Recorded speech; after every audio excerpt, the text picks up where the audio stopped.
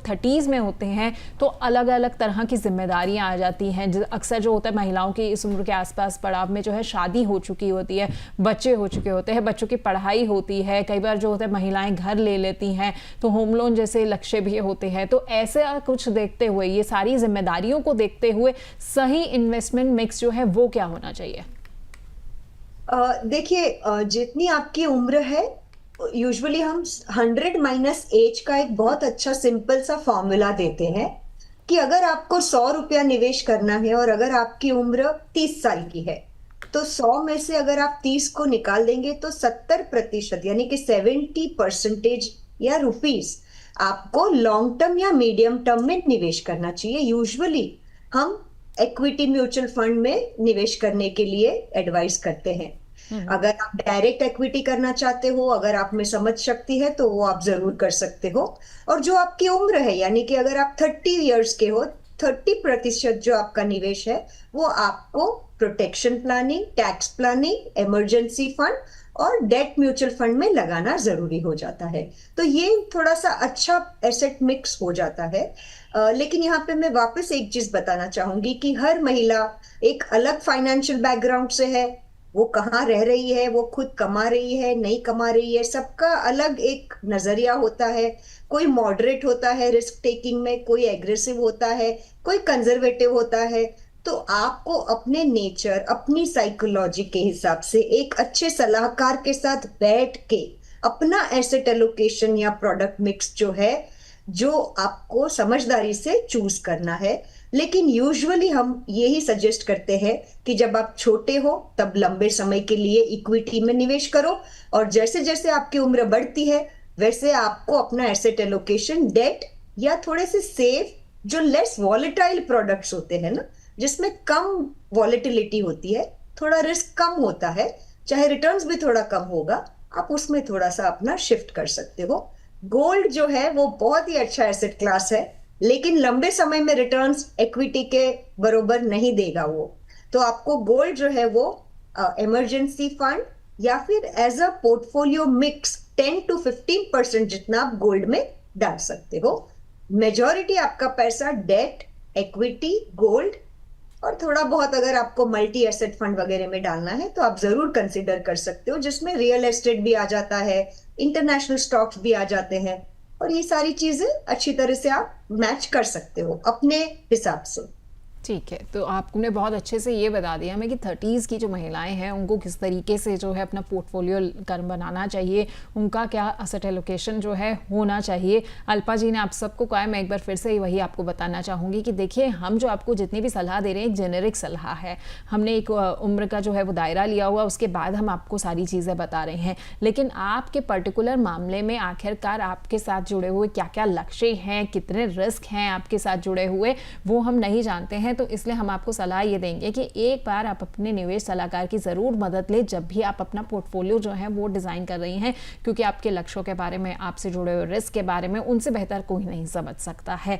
अच्छा अल्पा जी, 30s में जो है ना, कई बार महिलाएं जो होती हैं, या फिर अगर मैं आम निवेशकों की भी बात करूँ, तो कुछ रिस्क भी लेने लग जाते हैं कि वो सोचते हैं कि चलो अभी सारा पैसा जो है, बहुत ज़्यादा जिम्मेदारी तो है नहीं, तो ऐसा करते हैं सारा का सारा इक्विटी में डाल देते हैं, 100% एकदम इक्विटी पोर्टफोलियो बना के रख देते हैं। तो ऐसा हाई रिस्क अगर कोई व्यक्ति ले रहा है तो उसके लिए ये कितना फायदेमंद और कितना नुकसानदायक साबित हो सकता है? आपने बहुत सही बोला, पर यहाँ पे मैंने बहुत महिलाएं, specially with due respect to doctors and all, वो लोग रियल एस्टेट में बहुत हैवी होते हैं। काफी सारे डॉक्टर्स जो है उन्होंने रियल एस्टेट में पूरा पैसा लगा दिया है, और काफी सारी महिलाएं ऐसे भी है जो फास्ट रिटर्न, जल्दी पैसा बनाने के चक्कर में कुछ ज्यादा ही इक्विटी में निवेश कर लेती है। ये सारी चीजें अच्छी नहीं है। देखिए, जैसे हम कोई भी चीज, सपोज मुझे कोई गुलाब जामुन बहुत पसंद है, क्या मैं 50-100 गुलाब जामुन खा लूं? कैपेसिटी हो तो भी नहीं खा सकती हूं मैं, और वो बिल्कुल सही नहीं है मेरे स्वास्थ्य के लिए। तो हर चीज कंट्रोल में, हर चीज हमें एसेट एलोकेशन को ध्यान में रखते हुए डिवाइड करना बहुत जरूरी है। चाहे कुछ भी हो जाए, आप अपना सारा पैसा सिर्फ इक्विटी में या सिर्फ फिक्स डिपॉजिट में या सिर्फ गोल्ड में, सिर्फ रियल एस्टेट में, चाहे कितने भी इमोशनली अटैच्ड आप क्यों ना हो, चाहे कितने भी बुलिश क्यों ना हो, आपको नहीं करना है। वहीं पे तो एक समझदार निवेशक का जो रोल है वो आपको प्ले करना है। आपको आपका पैसा आपके एसेट एलोकेशन के हिसाब से, उम्र के हिसाब से डिवाइड करना है। मेजरली लिक्विड एसेट क्लास में मैं आपको डेट फंड और इक्विटी फंड में जरूर ये सलाह दूंगी।